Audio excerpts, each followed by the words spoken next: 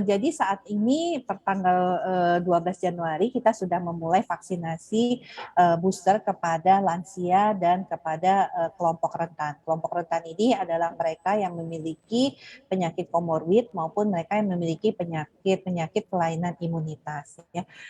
Jadi memang betul salah satu daripada tujuan kita untuk melakukan percepatan vaksinasi booster ini adalah upaya untuk menekan ya laju penularan yang memang sudah kemarin baik, tapi sekarang kan kita lihat ada tren peningkatan. Nah ini yang tentunya harus kita jaga momentum kita, jangan sampai laju penularan yang sudah kita tekan ini kita harus kembali lagi ya kepada kondisi seperti Juni-Juli. Nah ini yang kemudian menjadi pertimbangan pemerintah untuk kemudian mempercepat pelaksanaan vaksinasi booster ini. Dan tentunya kita sudah hitung, kita sudah siapkan bahwa sesuai dengan arahan Bapak Presiden bahwa vaksinasi booster ini akan disediakan gratis untuk seluruh masyarakat Indonesia. Oke, mekanismenya nanti seperti apa sih dok? Apakah memang sama seperti pemberian vaksin dosis pertama dan juga dosis kedua begitu? Artinya ada masyarakat yang memang harus mendaftar atau terdaftar terlebih dahulu baru datang ke lokasi vaksinasi begitu, dan kemudian untuk pemilihan jenis vaksinnya sendiri ini seperti apa? Karena varian vaksinnya juga sudah semakin banyak begitu di dalam negeri. Seperti apa dok? Iya, jadi untuk lansia dan PBI ini datanya sudah kita masukkan ke Peduli Lindungi ya. Jadi untuk mencek apakah sudah waktunya mendapatkan vaksinasi atau sudah menjadi sasaran vaksinasi bisa melalui status vaksinasi pada aplikasi Peduli Lindungi.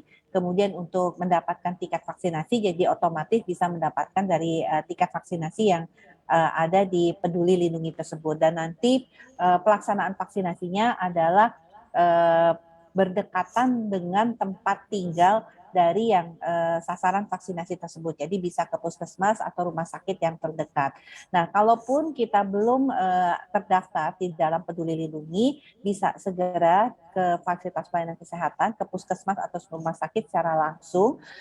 Tetapi di tahap awal ini, di bulan Januari ini kita memfokuskan dulu kepada lansia dan orang-orang dengan penyakit komorbid ataupun kelainan imunitas tadi. Jadi masyarakat sehat tidak perlu datang dulu ke fasilitas pelayanan kesehatan ya, karena kita masih fokus pada dua kelompok ini terlebih dahulu. Dan tentunya beberapa pemerintah daerah memiliki situs-situs ya, seperti Jakarta sendiri punya situs Jaki yang bisa digunakan untuk pendaftaran bagi masyarakat yang ingin mendapatkan vaksinasi dosis ketiga ini.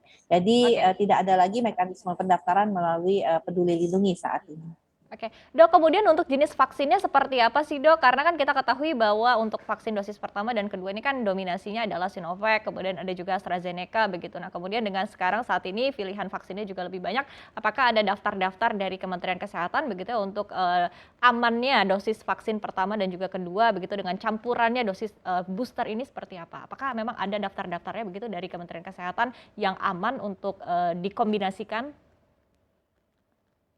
Iya, jadi pertama untuk pelaksanaan vaksinasi booster ketiga ini tentunya sudah melalui berbagai kajian ya, dimulai dengan adanya izin penggunaan darurat dari Badan POM dan juga kajian dari IKAGI dan para organisasi profesi ya mengenai sisi keamanannya, termasuk juga dalam penyusunan kombinasinya.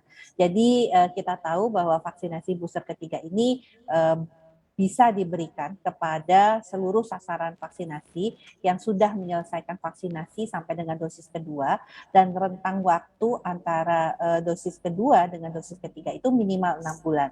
Jadi kalau 6 bulan yang lalu sudah melengkapkan dosisnya, maka ini akan menjadi sasaran dari vaksinasi booster ketiga. Tapi kalau belum 6 bulan ini tidak bisa ya diberikan vaksinasi booster ketiga ini. Nah, pemerintah mengambil kebijakan bahwa vaksinasi booster ketiga ini diberikan untuk mereka yang tadi dimulai dengan lansia dan yang memiliki kerentanan yang punya komorbid dan merupakan orang dengan kelainan imunitas. Nah, jenis vaksinnya yang sudah ditentukan oleh pemerintah saat ini adalah menggunakan skema heterologus, artinya vaksin ketiga yang diberikan itu berbeda jenisnya, jenis dalam arti platformnya ya, berbeda dengan jenis vaksin dosis 1 dan dosis kedua.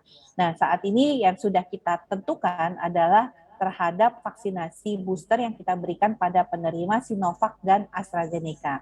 Jadi Sinovac ini kan kita tahu adalah vaksin yang sudah dimatikan, dan AstraZeneca adalah jenis vaksin yang dititipkan pada virus yang lain. Nah, untuk vaksin boosternya, untuk penerima Sinovac dosis 1 dan dosis kedua, itu bisa mendapatkan vaksin booster dengan menggunakan vaksin Pfizer ataupun menggunakan vaksin AstraZeneca. Jadi dua vaksin ini yang nanti tentunya mana yang mendapat AstraZeneca, mana yang mendapat Pfizer akan tergantung dengan ketersediaan yang ada pada waktu itu di fasilitas pelayanan kesehatan, baik puskesmas maupun rumah sakit. Yang kedua adalah buat mereka yang sudah mendapatkan vaksin AstraZeneca secara lengkap 2 kali, itu akan mendapatkan vaksin Moderna. Nah, baik vaksin AstraZeneca, Moderna, dan Pfizer itu diberikan hanya setengah dosis, Nah, itu.